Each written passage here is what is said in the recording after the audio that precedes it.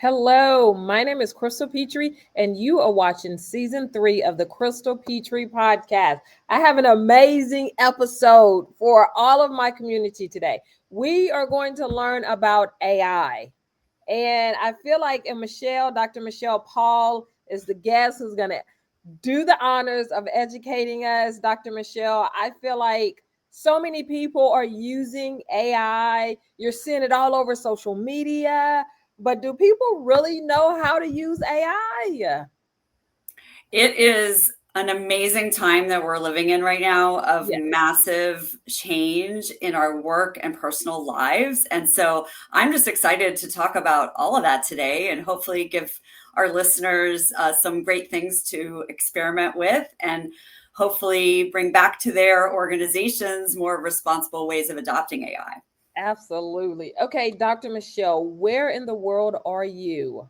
So I am in the Washington, D.C. metropolitan area. I'm actually a native Washingtonian, and I'm really grateful to be here virtually with you. Well, welcome, Dr. Michelle. So, maybe my second or third question at this point, give us your background. How did you get into the world of AI and how did you become so passionate about it?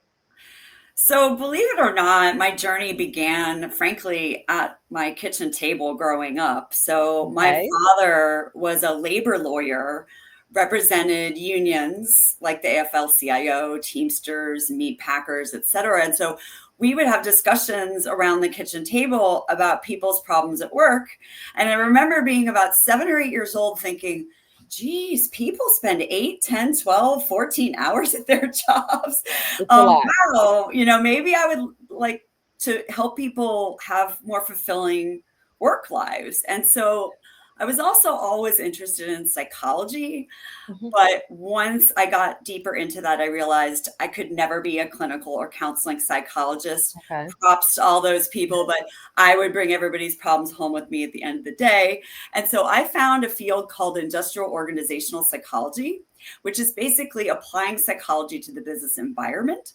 And so I started my career actually after getting my doctorate at University of Maryland. I went out to Silicon Valley and I co-founded a consulting firm where we conducted what were called organizational health assessments, basically taking a assessment of a company's people practices, right? How well are they supporting their workforce in all the ways that we might imagine?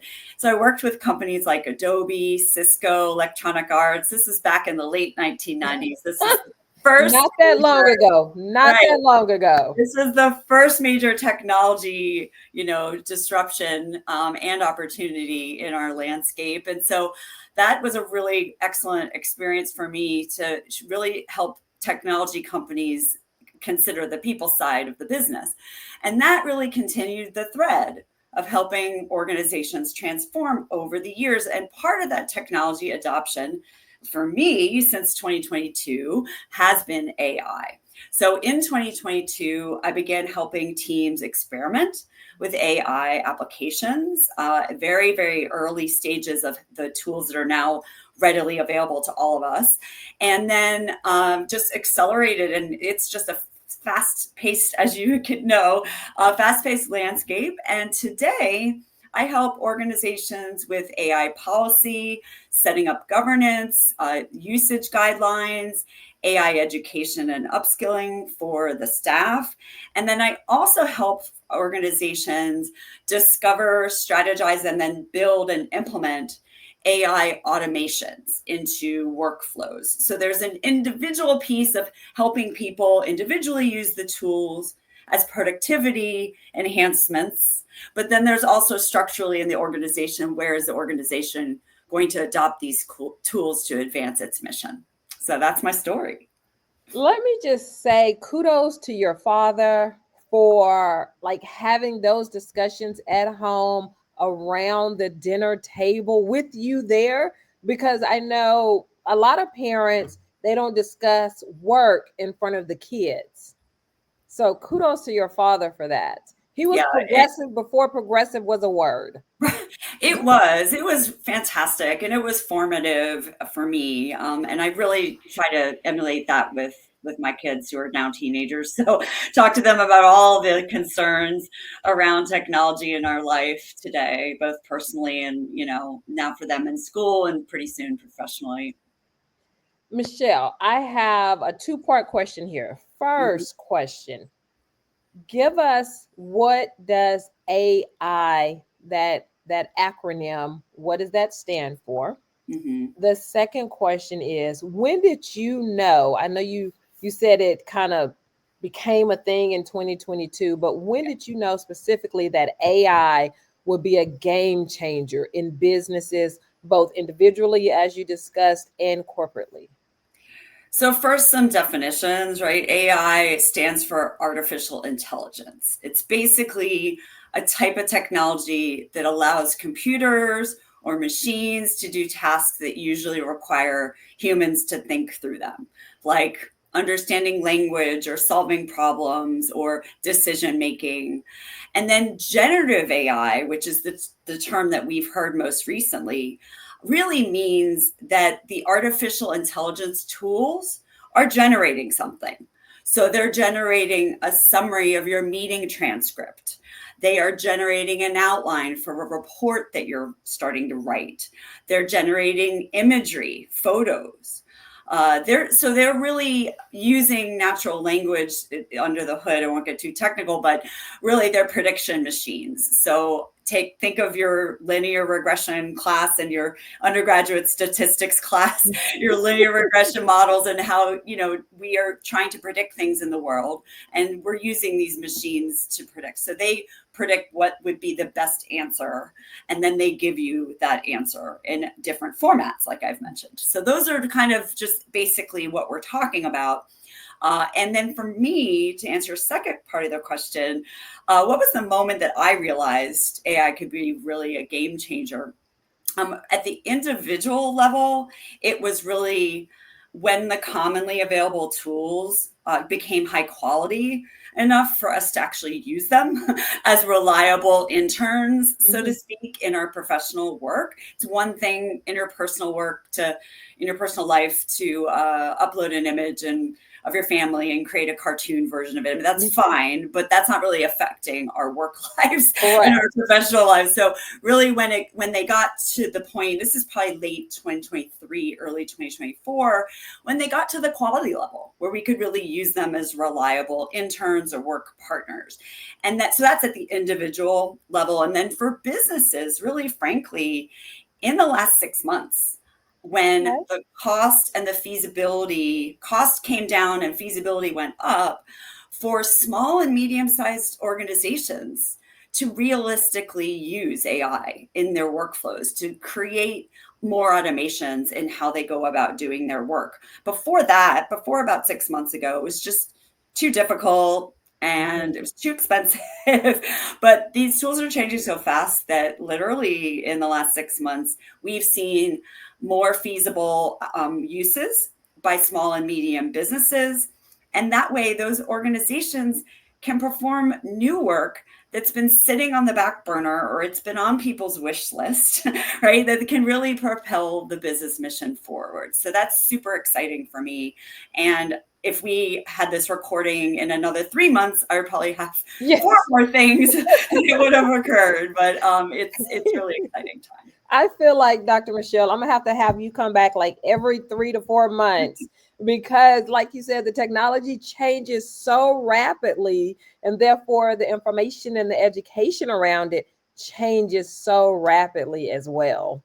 Yes. What would you say are a few of the most impactful ways that AI is helping businesses? I know specifically you were talking about small to medium businesses. What are some of the ways that it's impacting that job market?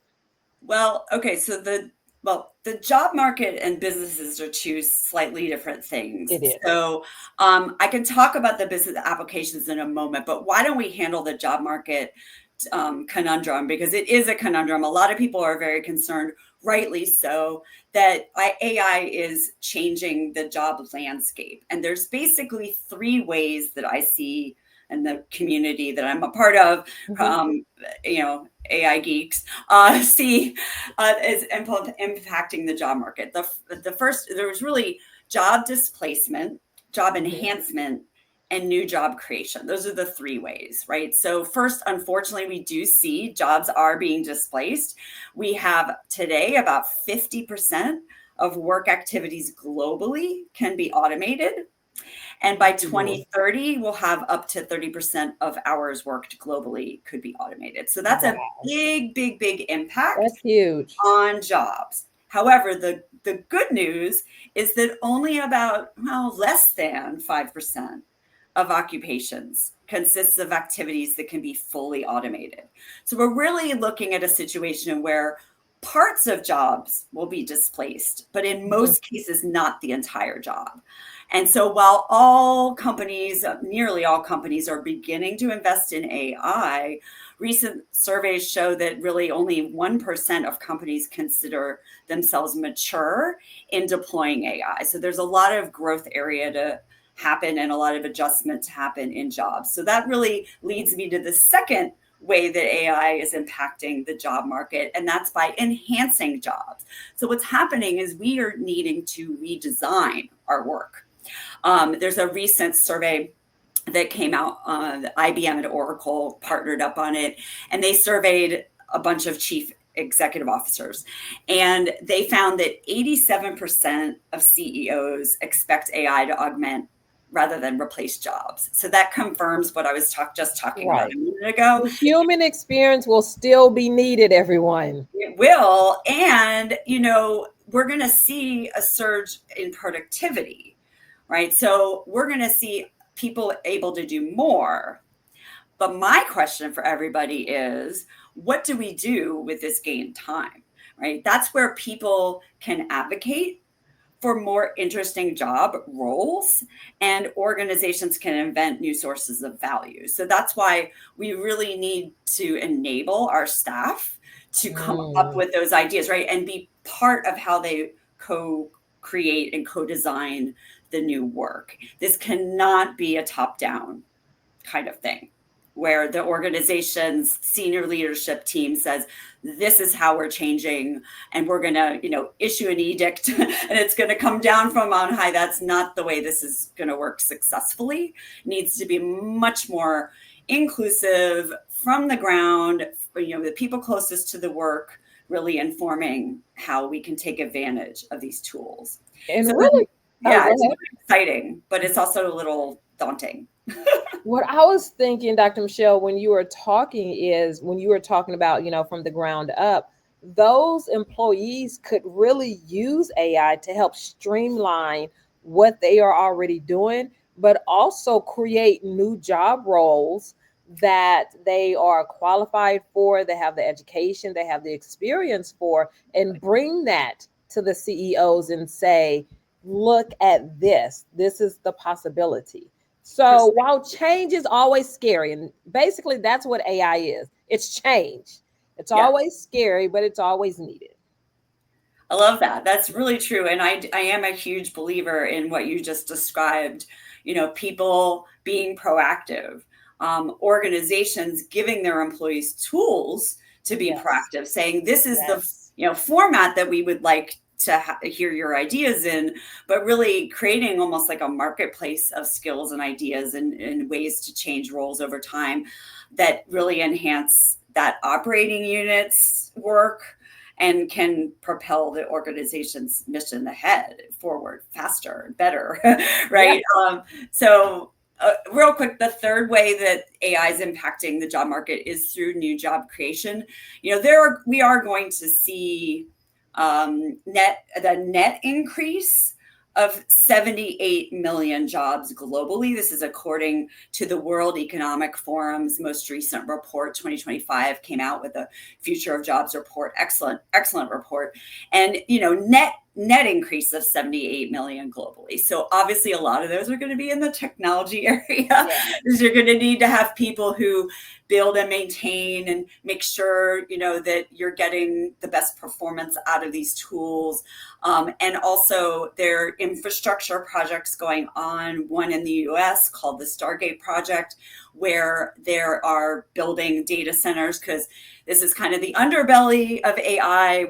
A lot of us have concerns over the pretty intense climate impact because of the massive amount of energy that it takes to operate all of these tools. And so infrastructure wise, we in the US are building more data centers. So there's jobs associated with that.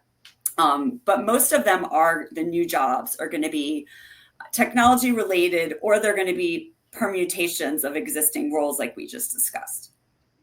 I will say one thing. AI is here and I feel like it's not going anywhere. So the education, of course, we are doing that here on this platform, on the podcast.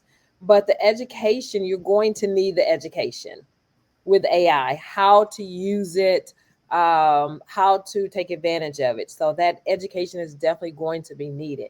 Can you give us an example, if you have one, Dr. Michelle, of a business that has? Oh, I'm on the wrong question.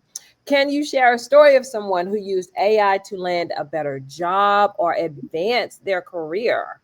Sure. So, in fact, I was just talking to somebody yesterday who is a marketing expert, and Okay. this person is in the midpoint of their career trajectory, and they used generative AI to analyze job postings that they were looking at and tailor their resume to each job posting more effectively. So in this case, they used OpenAI's ChatGPT. By the way, I'm tool agnostic, so I don't like promote one tool or the other, but just as a way of an example, ChatGPT, they prompted it to identify common themes and keywords across the roles that they were targeting, and then asked the tool to reframe their experience using that language and making sure, right, that the language matched the job descriptions.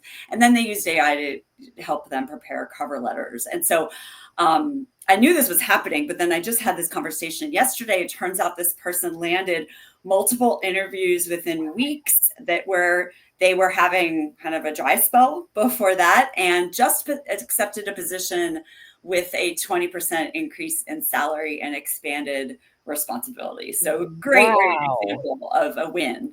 Yeah. That is a definite win. Now you mentioned GPT. Okay, what are some other AI tools that job seekers can be using right now? Well, there are a lot of like niche, recruiting and job seeking tools out there. But personally, I think that really any kind of chat bot like a ChatGPT can help. As I said, I'm tool agnostic, so I don't really endorse one over the other. But the main ones out there right now are OpenAI's ChatGPT, Microsoft's Copilot, Google's Gemini, Anthropic's Claude, et cetera. There's maybe 2 or 3 more, including DeepSeek and Grok. And so what job seekers should readily do is use these tools. A lot of them are free at the basic level. Use them to do research on your target jobs, on your target companies, on the industries. Use them to make the customized versions of your resume that my example just showed a minute ago. And then actually use them to prep for interviews, because you can upload a job description. You can ask the tool, hey, suggest maybe 3 or 4 possible interview questions that I might get when interviewing for this role. And that can be a prep partner for you to prep for your interviews. So you don't have to use the mirror anymore. Right. Well, what advice do you have for recent graduates that when it comes to AI in the workforce? So really, my advice is really simple. Just don't wait. Like, start using the AI tools right now. Treat them like a second brain. They'll help you learn, create, solve problems. You don't really need to worry about mastering the technology behind AI unless you're in a more tech heavy domain, but you do need to understand how to work with it thoughtfully and responsibly. So just experiment, get curious about how AI is being used in your particular field. You could even ask the tool, summarize the top 3 ways that AI is being used in, science, or in nursing, or whatever field you're in. And then you just overall build the habit of asking yourself, how can AI help me do what I'm trying to do better? And that mindset will show employers that you're adaptable, you're resourceful, you're ready to compete in a workplace that's changing pretty quickly. So that's the advice I would give. In what ways can companies leverage AI to unlock new sources of revenue? Not that we want to do the job for them, but what are some ways? So really, and I might have hinted at this a little bit earlier, but I promote using a multifunctional team to guide how the organization is adopting AI. And what by a multifunctional team, what I mean are representatives from all different disciplines in your organization. So you have technology. Yes, you have legal. Yes, you might have privacy folks, but then you also include the other, quote, back office support functions, HR, finance, operations. You include people who are doing whatever technical product or service that your company's all about. You include them. And you have to include people at multiple levels of the organization. So people in early career and mid-career and late career, people from different backgrounds, people from different disciplines. So this way you can create kind of a vibrant hub or internal marketplace where people are talking about how they're using AI and sharing with one another. And then you can use that team as a source of ideas for new things that the company could do. Again, things that might have been on the wish list, or even invent new sources of value or new types of services or products, right? And if you have this multifunctional team or teams, depending on how large the organization is, stood up, then that can be a source of developing these ideas. Do you know of a business that has implemented that, like bringing the team together successfully?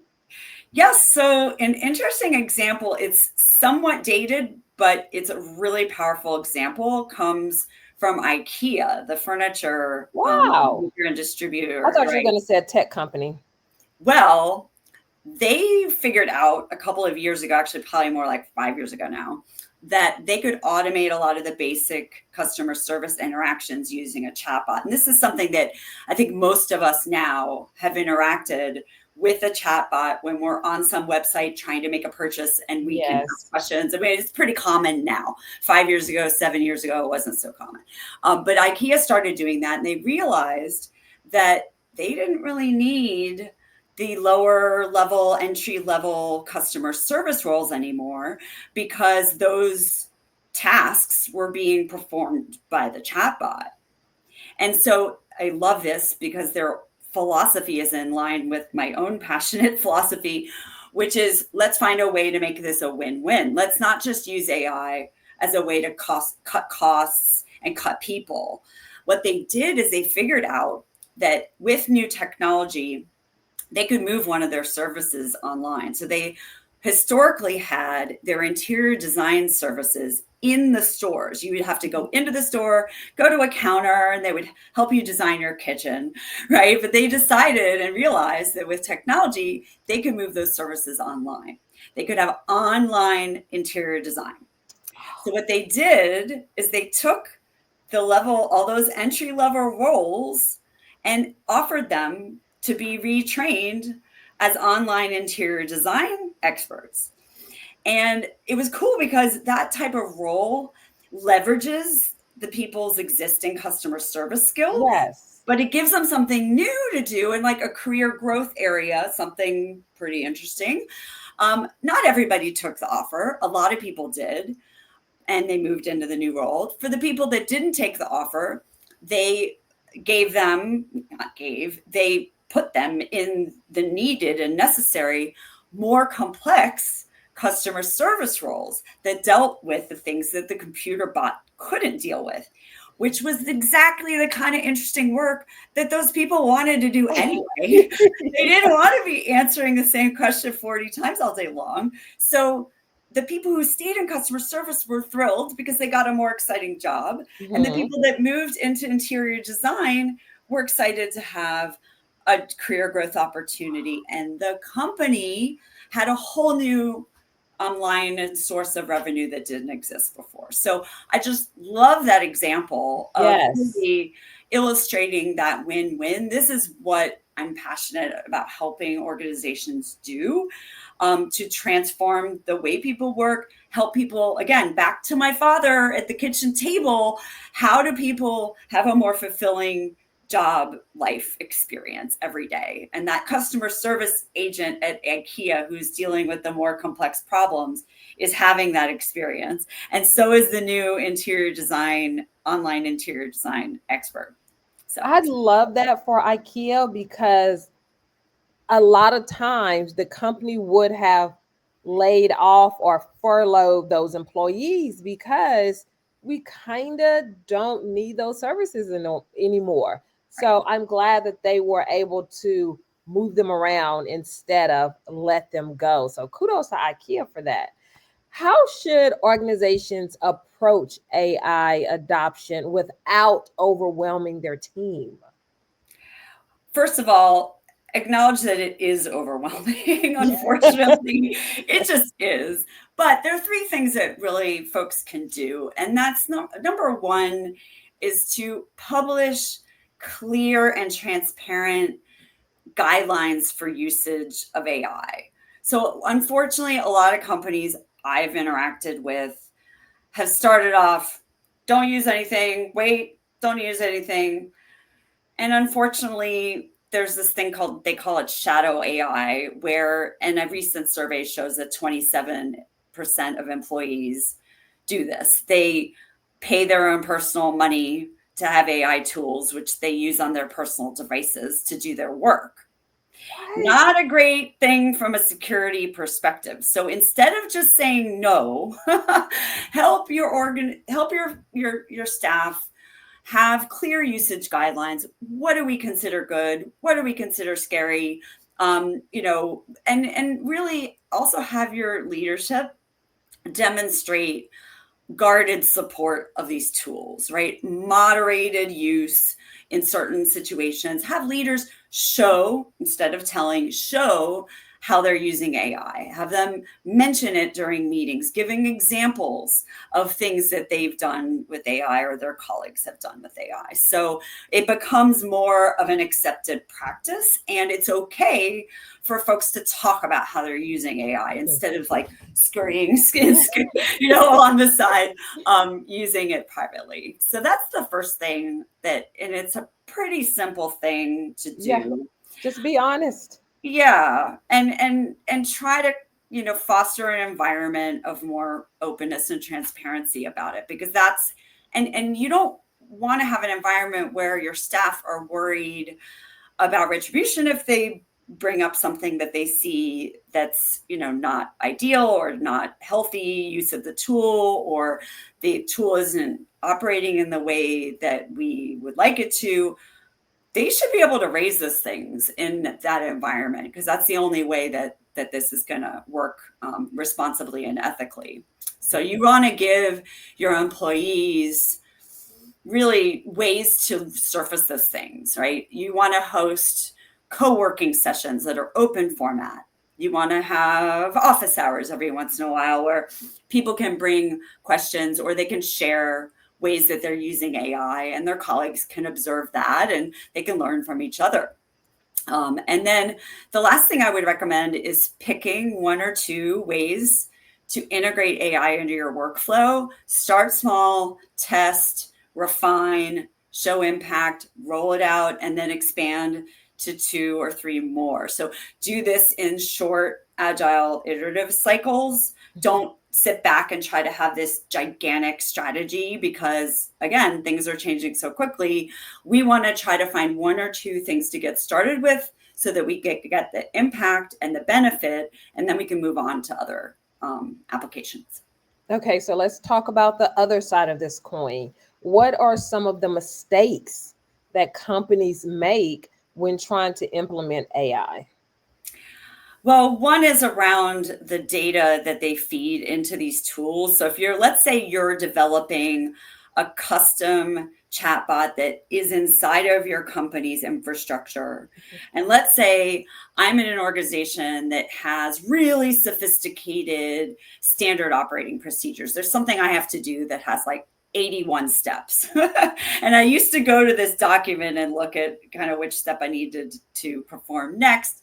And now I can ask the customized chatbot, hey, I'm at this point in the process. What are my next steps? If you're not clear about what information you're training it on, right, then you're not going to get good output. It's a very simple thing, but it's a pretty big risk. Similarly, if you are using these tools to model or forecast future things, but you're training the tool on historical data that has biases and patterns that you're trying to frankly move away from, then you're just going to propagate the same stuff over and over. So you need to, there's actually this thing called synthetic data where you create fake data sets of the future that you're envisioning, right? And you include that into the tool so that you're not just repeating the past, but you're moving forward. And then the last mistake is that companies will say, oh, cool, look at all this stuff we could do, all right? And they'll automate a workflow without really looking about whether that workflow is healthy. So please don't automate a poor workflow. Like, just conduct a reality check. Even could be short with the teams that are interfacing with that, and make sure your workflow or your business process is in good health before you start implementing automations or AI into it. And so that's the other big mistake I see.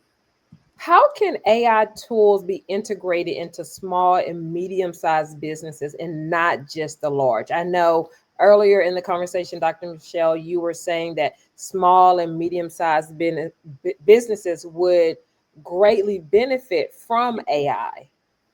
How can they integrate it? So what's really cool about this, and I think I mentioned this earlier, in the last 6 months, we've seen price go down and feasibility go up and this is golden for the small and medium-sized businesses, because these tools, it's a game changer, really.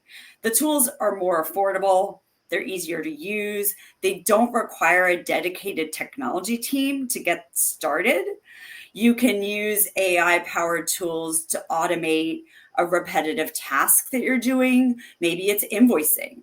Maybe it's scheduling. Maybe it's email drafts for your marketing, or maybe you're a membership association. You want to send notes out to your members.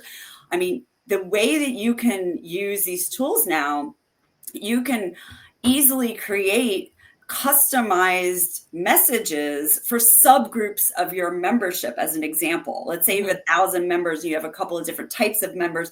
Before, it would have been a lot of work to create 5 different emails to go to each subgroup, but now you can easily do that because you have AI helping you draft. Always proofread, always edit, definitely always evolve it, but it gives you a good starting place. And then one other example is that you can use analytical tools that can help you spot trends in sales if you're a product or service that you're selling. Or if you're a philanthropic organization and you have donors, you could look at data about your donor base and figure out answers to questions that you have that could affect your strategic planning for your next cycle. So it's really cool that these are things that small and medium businesses can do today. And often actually, unlike large enterprises that have complex IT systems, the small and the medium-sized businesses can often move faster and can test AI in the workflows more easily because they're not hitched to all of these really intricate IT ecosystem, right? And so it's really a very, very exciting time for this particular type of organization. Now, Dr. Michelle, I know you said you're agnostic when it comes to AI tools, but I'm going to ask this question anyway. What are some of your favorite AI tools right now, and what makes them so powerful? Well, I use a chatbot as a brainstorming tool. Typically, I turn to OpenAI's ChatGPT. It helps me research information. It helps me draft communication. It helps me outline if I do a lot of workshop facilitation and training. And so I might need help in figuring out some topic flow or timing segments for different pieces of what I'm trying to do. I also use ChatGPT to generate images because lately this has actually become quite good, good quality imagery. So if I need an image in a presentation, I can, generate it. And then to build on that, there's another tool called Gamma, Gamma, that is a great tool that helps me create presentations. So it's a good alternative to, say, Microsoft PowerPoint or Google Slides. And it has actually pretty good, like, emotional intelligence and factual accuracy. Like, it will help enhance the quality of my presentation. So I might have a document that I want to turn into a presentation slide deck, and Gamma can do that. It's pretty cool. Again, I'm editing pretty heavily, so I might take what Gamma creates and consider that to be, say, my 40% mark. So I'm starting at 40% instead of starting at 0. So, and then there's one more tool that I'm really excited to talk about.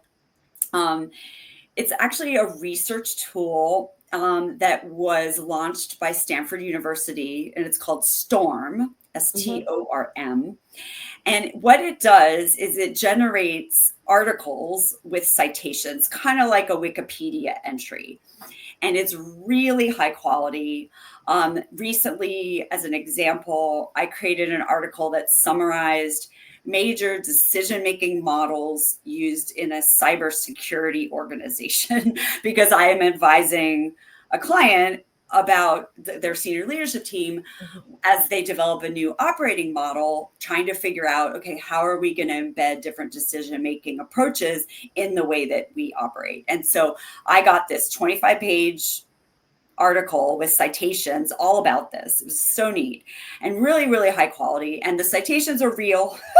As we've heard, sometimes AI will hallucinate, make up things. Exactly, and put it as a quote.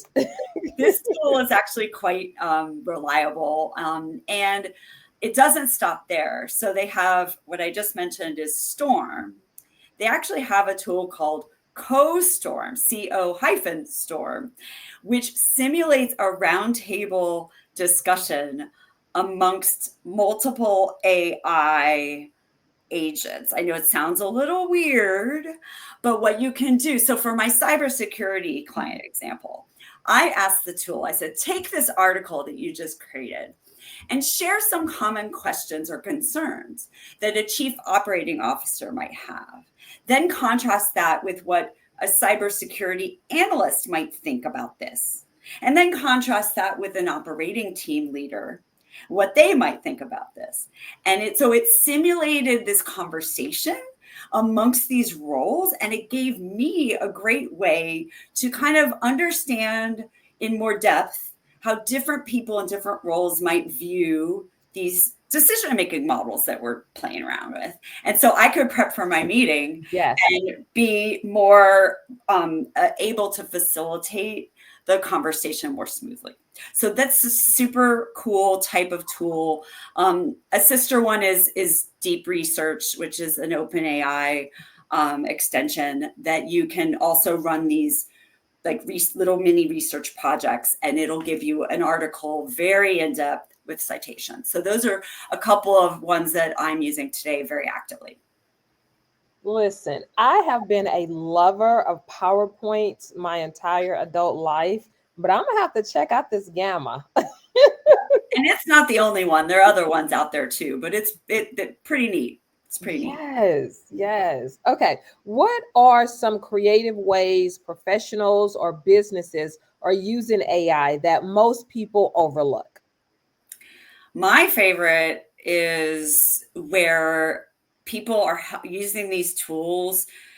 The way I like to put it is kind of helping you manage I keep using this word ecosystem, but it's like the landscape of all the people that you're interacting with in the course of your job. They could be inside your company. They could be outside your company. They could be with professional groups that you interact with. Like, how do you keep track of all the information about all these people? So what we're seeing is that people are using AI like to summarize meetings, track follow-ups with people, capture preferences from different stakeholders or folks that you're interacting with. So you could show up better prepared and better able to develop stronger relationships. An example comes to mind. So let's say you learn during a call that this contact that you're talking to mentions that their aunt is having surgery in a couple of weeks. How in the world are you going to remember that in order to bring it up the next time and say, I hope the surgery went smoothly. Like that would be something that you would want to be able to do. But when you're interacting with all these different people, it might be hard to remember. So we're using AI to help us remember details like that. And so it's a really, really cool way that I've seen that's a little bit well, it's unique in terms of its ability to really deepen stakeholder relationships. So another use that I'm seeing is onboarding or training. So companies are creating custom AI chatbots to lead employees through an onboarding process. And think about it, right? So when you're a new employee, you might be a little bit hesitant to ask certain questions. Mm-hmm. And so what if you had a custom chatbot to interface with? Say it's 7:30 at night and a question pops into your mind, you can get the answer right then and there privately, and you can be ready to roll the next day. So it's a great tool to help onboard and then by extension train and frankly reinforce learning. So one client I have right now, I'm working with to develop a custom chatbot as a follow-up to live training. So they're learning this way of working in the live training. And then we all know we leave live training and we forget like a lot of it. So now I am in my job and I can ask questions of the chatbot and it'll remind me of things that I learned in the training, or it'll even nudge me. Hey, have you remembered to do X, Y, and Z? Right. So it's really cool extension of learning. It helps the company who invested in that training realize a bigger return on the training itself by adding in this other aspect. So that's another use I'm seeing. Wow. Oh my goodness. How does someone stay up to date with this ever-changing landscape? Is it possible? I'm making faces on your podcast. Ha! So I read 2 to 3 newsletters a day and I listen to 1 or 2 podcasts a week. It is very, very difficult even for me as an AI geek. But really, honestly, unless you're me, like providing AI consulting services, you don't need to worry about it. Don't worry about it. Don't worry about trying to keep up with the latest tool. There are tools coming out left, right. Just try to pick 1 or 2 things and experiment. And yes, ask around to your colleagues. It's offer to share an example of how you're using it and ask to hear an example of how somebody else is using it. And don't worry about all the 16 million tools that are all coming out because it's too overwhelming. Wow. Oh my goodness. Okay. How has the conversation around AI in the workplace changed over the last decade? I mean, I know we're just now really hearing about AI, but it's been around for several years. Yes. Great point. It really has. It's been part of a lot of software we've been using, tools we've been using online. In the early 2010s, AI was mostly discussed in more theoretical terms, and like it was into some schools, but as a game changer that it is now, it was really talked about it more in theory. Looking at automation, people being concerned about losing jobs, maybe kind of sci-fi sort of discussions. And it felt like, oh, well, that's going to happen, for the big companies, the large enterprises, or the tech companies, right? But then now here we are, 2025, mid 2020s, it's now accessible, it's quickly evolving, it's embedded now in everyday tools like our email, our spreadsheets, our writing platforms, our customer relationship management software. Like it's everywhere now. Yes. So now our conversation, understandably, and I think, frankly, very importantly, is more and needs to be more on responsible use, how to mitigate bias, how to upskill our workforce in this very collaborative, multifunctional way, change management, which you mentioned. Yes. And then that human AI collaboration. So, AI is not replacing us, it's augmenting us. So how do we work with it, right? And so those things are really where the conversation is at today. And again, a plug for that cross-functional thing. You need people from all different disciplines talking to each other about this. You need HR talking to legal, talking to finance, talking to frontline staff, and figuring out, like, how do we continue to use this ethically? How do we bring people along? And how do we use it to elevate what we're doing in a responsible way? What are businesses doing today in 2025 that they were not doing 2 years ago with AI? So just 2 years ago, most businesses were like kind of cautiously experimenting with AI. And then today, folks are doing things they hadn't even considered in 2023. So one is, which we've spoken a little bit about today, is integrating AI directly into the core workflows that people are doing. Instead of having it be a separate kind of tool, it's inside the way that people are operating. So it's a customer relationship management system. It might be a project management tool, right? So they're putting AI or using tools that have AI. So that's number one. Number two is that they're training their staff on prompt engineering and AI fluency. And so for folks that are listening or watching that don't know what prompt engineering is, it's basically the way that you interact with these tools, which today is mostly by typing questions or requests, or in some cases you can speak to it, with your voice. But what are you saying to it? How are you framing your question or request, right? That's kind of engineering the way that you're giving the tool its prompt to do its task for you. And that's super, super important. So we are helping, everybody is really helping their staff to learn how to use this effectively, learn how to ask the right question, there are no right questions, but more effective ways of asking questions and framing requests.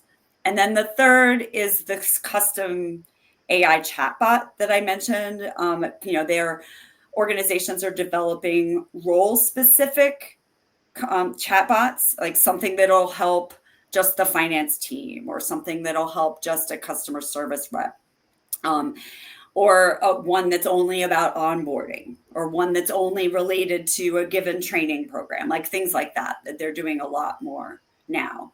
And then the last is folks are starting to formalize the governance and policy more. So I mentioned earlier about starting with usage guidelines. Those can kind of grow into your more formal AI policy that you have as an organization. And then that gets kind of managed and evolved over time through whatever governance routine you've set up. So organizations are formalizing those a little bit more. But it's important to mention that formalizing them doesn't mean that they're top down. They really shouldn't be. They should be led by teams, and maybe even with rotating membership of teams that are multifunctional. So those are what we're seeing. I am in such agreement with you on this, Dr. Michelle, because if it starts from bottom up, those are the employees and the teams that come together. Those are the employees that are most affected by this, not necessarily your executive, vice presidents and presidents and CEOs, they're not necessarily directly affected by this. So I am in such agreement with you that it needs to start bottom up with the teams and different people at the table discussing it. Yeah, definitely. And one thing I love doing is giving a team leader kind of a structured guide to how to lead this with his or their team.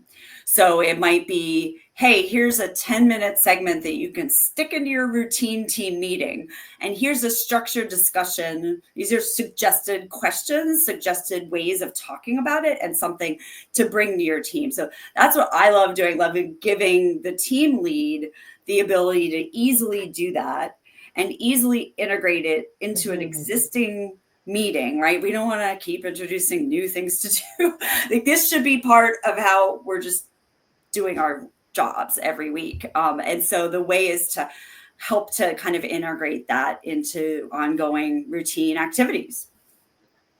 Dr. Michelle, how do you see the use of AI and the future of AI in 10 years? Well, I love it when you do that. just because everything's going so fast. Yes. I didn't think it, but okay. So honestly, every role is going to be AI enhanced. And I sound like I'm like, going over the edge to some people, maybe, but honestly, every single job role will have some level of AI to help the human. I think that it is pretty natural to see that AI literacy will be a core competency. So just like using email or using spreadsheets today is imperative, understanding, how to prompt, how to evaluate, how to collaborate with AI tools is going to just be basic, needed in every role. And then the other thing is that we are going to need to have more of a fluid way of learning. You hear the phrase like lifelong learner or growth mindset, and it sounds kind of squishy, but honestly, rigid job descriptions are going away. So it's going to be more about what value is this particular role generating for the team and for the organization, right? And so over time, the roles are going to continue to shift. So we as humans in those jobs need to be more flexible. We need to be learning all the time and open to changing what we're doing, which is a little bit hard because we're creatures of habit, right? So this is challenging, but I think that that's what the future of work is going to demand from us. And so hopefully we can each be a part of making that happen, and we can hopefully have leaders that will be empathetic, inclusive, adaptive to guide that. Yes. Okay, so what will the workforce of 2024, I mean, that seems so far away from now, but it really isn't. What does that workforce need today's workforce to be equipped to do by the time we get to 2024? Okay, let me say that question again. Okay. What will the workforce of 2024 need that today's workforce may not yet be equipped for? And I think you mean 2040. Yes, what am I saying? You said 2024, but that's okay. Oh, yes, 2040. That's what I mean. We're taking a time machine, you and me here. We are. We're going there. So I guess I'll build on what I was saying just previously, is that we need to have this kind of flexibility in the way that we do our work. And that really means we also need to be cross-disciplinary. So, I mean, there's been talk about the need to be cross-disciplinary for a while now, but this is supercharging that requirement, because problems won't be solved by just one function alone. Like, the future teams are going to need to have this like hybrid way. A marketing person who understands data science, an engineer who understands behavioral economics. Like, you're going to need to have people who think this way every day. So that's, I think we're not totally equipped for that quite yet. Okay. Then the other thing is the technical fluency is that technology cycles are continue to accelerate. And so, yes, we don't all need to be technologists. Don't worry. I'm not saying we all have to figure out how to be coders or anything, but we need to be comfortable adapting, letting go of tools quickly, adopting new tools, and learning in short bursts of activity. So it's kind of what I was saying earlier about the lifelong learning, the growth mindset. We need to be comfortable staying current without formal retraining, which is something that we haven't really done quite so much yet, right? So that's, I don't know that we're totally prepared for that.